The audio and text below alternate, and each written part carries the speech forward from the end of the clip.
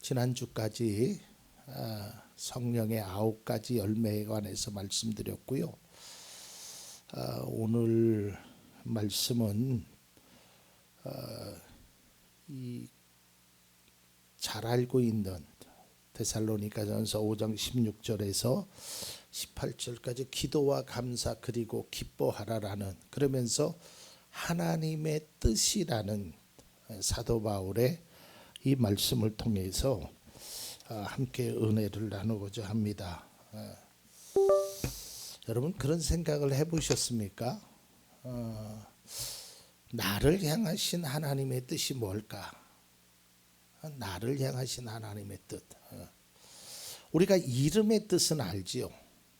보통 여러분들 이제 이름을 보면 뭐 성이야 뭐 내가 선택할 수 있는 것이 아니고, 부모님이 선택할 수 있는 것이 아니고, 그냥 조상 대대로 내려왔던 성. 근데 이름 두 글자는 뭐 보통 요즘은 조금 다르지만 다 한자로 되어 있죠.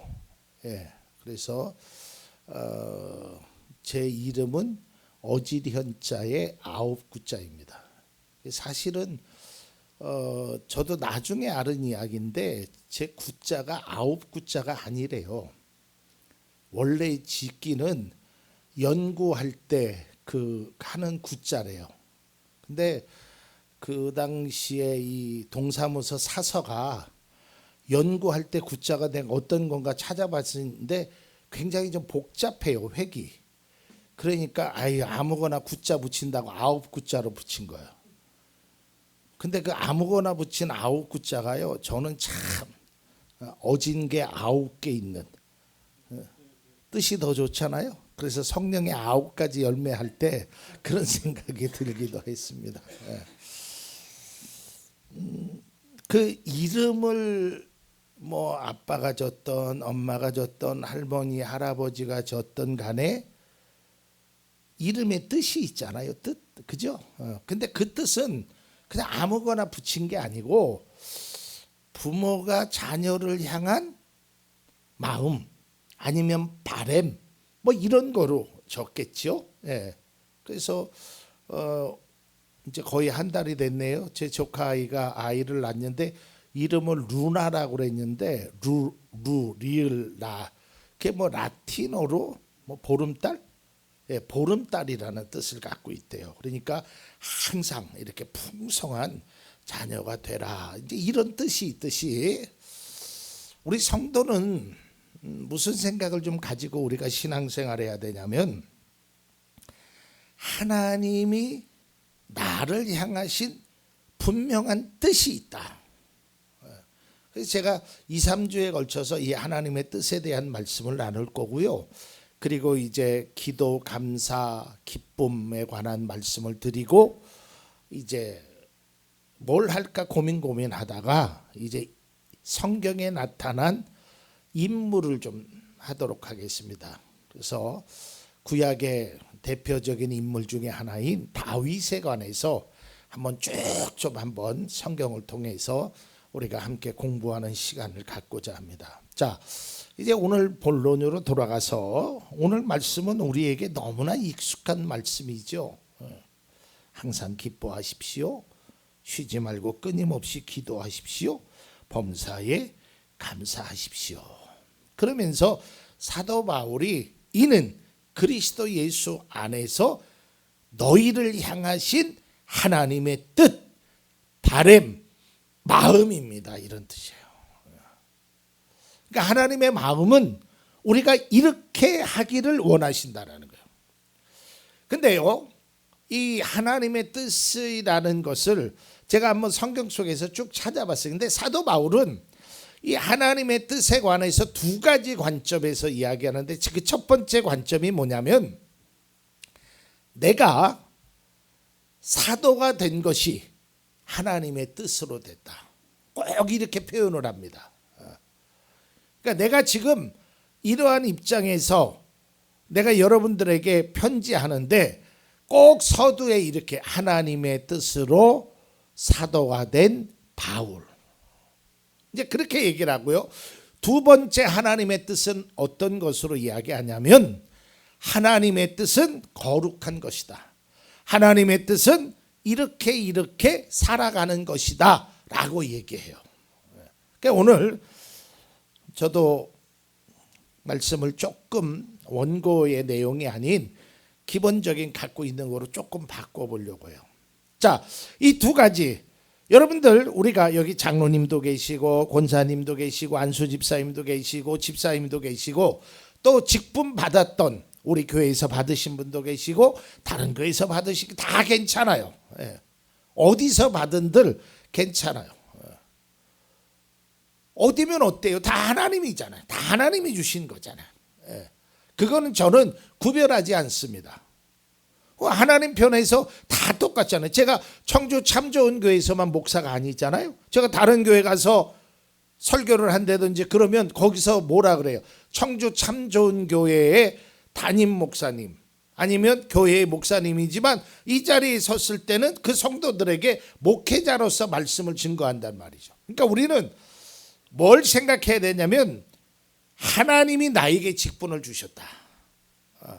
이걸 꼭 우리가 그러니까 사도 바울처럼 나는 하나님의 뜻으로 내가 장로가 되고 안수 집사가 되고 권사가 되고 집사가 됐다.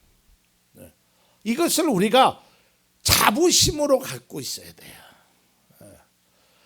내가 하나님의 뜻으로 이런 귀한 직분을 받았다는 거. 그래서 여러분 성경을 나중에 찾아보면 꼭 편지를 썼을 때 사도 바울은 그렇게 써요. 그러면 자 우리가 반문을 할 수 있는데 아니 하나님이 어떻게 여러분 사도라는 말은요 원래 바울이 쓸 수 있는 말이 아니에요.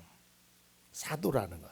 왜냐하면 사도라는 말은요 예수님의 제자들에게만 쓸 수 있는 거예요. 그게 사도예요. 근데 바울은 자기를 꼭 사도라고 이야기해요.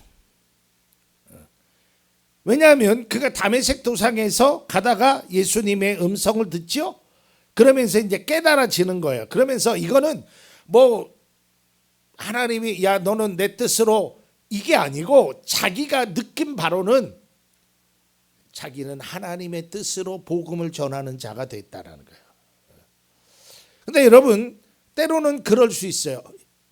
야 무슨 소리냐? 네가 왜 사도냐? 12 제자 중도 아닌데 하면서 비아냥거릴 수도 있어요. 그래 우리도 마찬가지예요. 제가 만약에 저는 하나님의 뜻으로 목사가 된 사람입니다라고 얘기했을 때 때로는 어떤 사람이 비난할 수 있죠. 그걸 어떻게 입증할 것이냐? 이제 이 문제가 있단 말이죠. 그죠? 내가 하나님의 뜻으로 권사가 되고 집사가 되고 장로가 된 거를 뭘로 보여줄 거냐 이거죠. 그것은 나의 삶으로 보여주는 거예요. 나의 신앙의 삶으로 보여주는 거예요.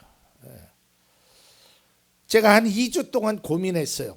성령의 열매가 끝나고 나면 어떤 말씀을 전할까?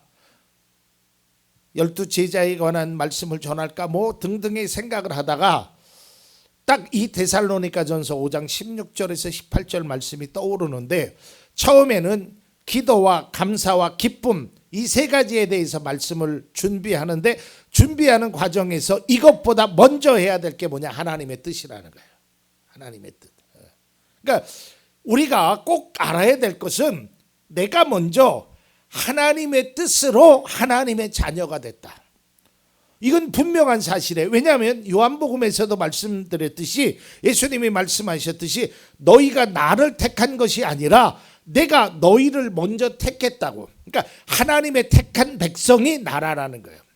그러니까 내가 내 스스로 누군가에 의해서 교회를 나온 거지만 그게 하나님의 뜻이라는 거예요. 이런 프라이드, 그러한 자부심이 우리에게 있어야 된다라는 거예요. 여러분 가끔 집에 가면 족보들이 있습니다. 족보. 가문의 족보. 어떤 사람은 항아리가 될 수도 있고요. 뭐 어떤 사람은 액자가 있어. 이게 300년 된 거야. 또 어떤 사람은 뭐 이게 뭐 세종대왕 때부터 있었던 거야. 막 그거를 막 대대손손 가문으로 느껴요. 어떤 사람은요 그런 거 다 필요 없고 금고 안에 달러만 있으면 돼. 그게 족보요. 이런 사람들도 있어요. 그러니까 귀한 것으로 여긴단 말이죠. 그게 자기의 프라이드예요. 프라이드. 멋이야. 그리스도인은요, 내가 하나님의 자녀가 된 것이 가장 기쁨의 자부심이 되길 바랍니다. 내가 하나님의 자녀가 되었다는 것이 얼마나 놀랍고 얼마나 귀하고 얼마나 감사한 일인지를 우리 스스로가 깨달아야 된다니까요.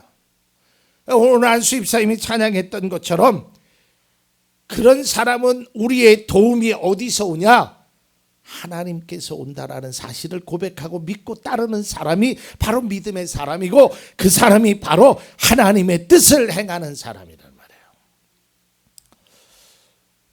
여러분, 오늘 성경에 사도 바울은요, 이러한 것들이 하나님의 뜻이라고 말하고 있는데요, 제가 아까도 얘기했죠.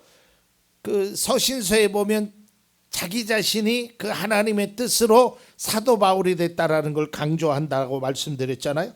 자, 몇 군데 성경을 좀 한번 보겠습니다. 고린도전서 1장 1절. 하나님의 뜻으로 그리스도 예수의 사도로 부르심을 받은 나 바울과 형제 소스데네가. 여러분, 어디 가서나 그런 자부심을 가지십시오. 어떤 자부심? 하나님의 뜻으로 하나님의 자녀가 된 집사 누구누구, 하나님의 뜻으로 하나님의 자녀가 된 권사 누구누구. 그럼 프라이버시가 있어야지. 사도 바울은 거기에 대해서 굉장한 자부심을 가졌어요. 내가 하나님의 자녀가 되고 사도가 되었다는 것이 이처럼 놀랍고 귀하다는 것을 말하고 있다라는 것. 자, 그 다음에 또 이렇게 얘기합니다. 에베소서 6장 6절입니다. 사람을 기쁘게 하는 자들처럼 눈가림으로 하지 말고 그리스도의 종답게 진심으로 하나님의 뜻을 실천하십시오. 하나님의 뜻을. 데살로니가전서 4장 3절에 보면 하나님의 뜻은 여러분이 성결하게 되는 것입니다. 여러분은 음행을 멀리 하여야 합니다. 뿐만 아니라 사도 요한도 이렇게 요한 1, 2, 3서를 통해서 이런 편지를 씁니다. 요한 1서 2장 17절입니다. 이 세상도 사라지고 이 세상의 욕망도 사라지지만 하나님의 뜻을 행하는 사람은 영원히 남습니다. 하나님의 뜻. 제가 약 한 3주에 걸쳐서 이 하나님의 뜻에 관해서 말할 건데요, 오늘 우리가 꼭 한 가지 기억해야 될 게, 여러분, 뭐 우리가 다 들은 얘기잖아요.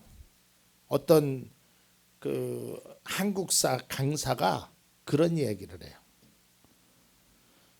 이제는 여러분들에게 세상에 어떤 사람들이 여러분 가장 존경하는 사람이 누구입니까? 라고 물었을 때 이수신 장군이나 메가더나 그런 나와 관계없는 사람보다 먼저 여러분의 부모님을 가장 존경한 사람이라고 말하라고 소리 높여요.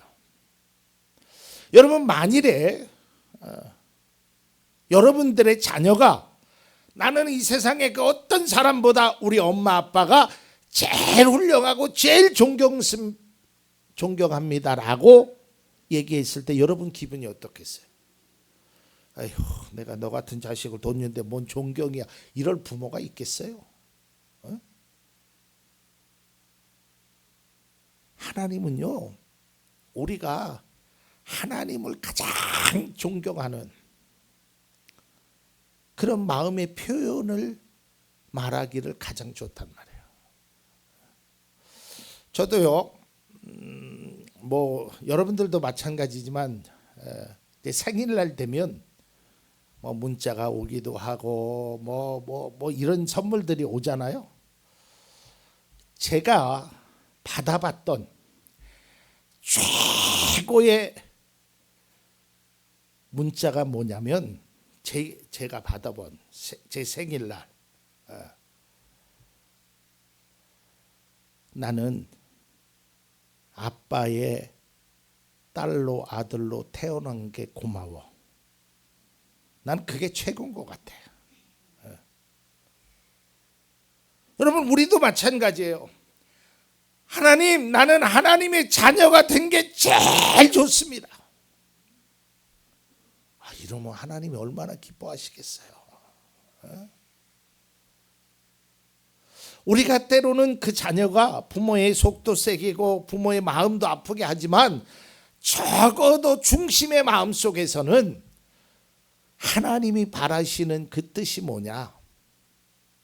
여러분, 하나님은요, 우리를 눈에 넣어도 아프지 않대요. 그 하나님은요, 생명과 맞바꿔도 아깝지 않대요. 이게 하나님의 마음이에요. 하나님이 우리를 얼마나 사랑하시는지, 하나님의 뜻은 우리를 향하신 그 눈동자와 같이 지키시는 그 하나님의 뜻이 얼마나 소중하고 기쁜지를 이거를 알아야 돼요. 여러분, 그러니 허리 펴세요. 그러니 당당하세요. 세상의 사람은 나를 뭐라고 해도 하나님은 나를 향하신 눈동자와 같이 지키시는 그 하나님의 뜻이 우리를 향한다는 것을 꼭 깨달아 알기를 바랍니다. 사랑하는 성도 여러분, 다음 시간에는 하나님의 뜻이 과연 어떤 것일까? 그 하나님의 뜻을 어떻게 알 수 있을 것인가? 이에 관해서 말씀을 드릴 건데요. 오늘 말씀 속에서 제가 오늘은 조금 말씀을 하고 뒤에 한 가지 제가 할 일이 있어서 마치도록 하는데요. 여러분, 다른 거는 몰라도 하나님은 나를 누구보다도 사랑하고 계신다는 그 하나님의 생각, 마음을 잊지 않기를 바랍니다. 여기서 하나님의 뜻은 하나님의 마음이에요. 하나님의 바라심입니다. 우리가 그 하나님을 위하여 찬양하고 기도하고 말씀을 듣고 신앙생활하고 다 그렇게 행하는 것이에요. 그러니까 먼저 우리는 뭘 생각해야 되냐면 하나님이 나를 귀하고 귀한 존재로 여기신다. 그 하나님의 마음은 언제나 나를 향하신다라는 것을 깨달을 수 있기를 바랍니다.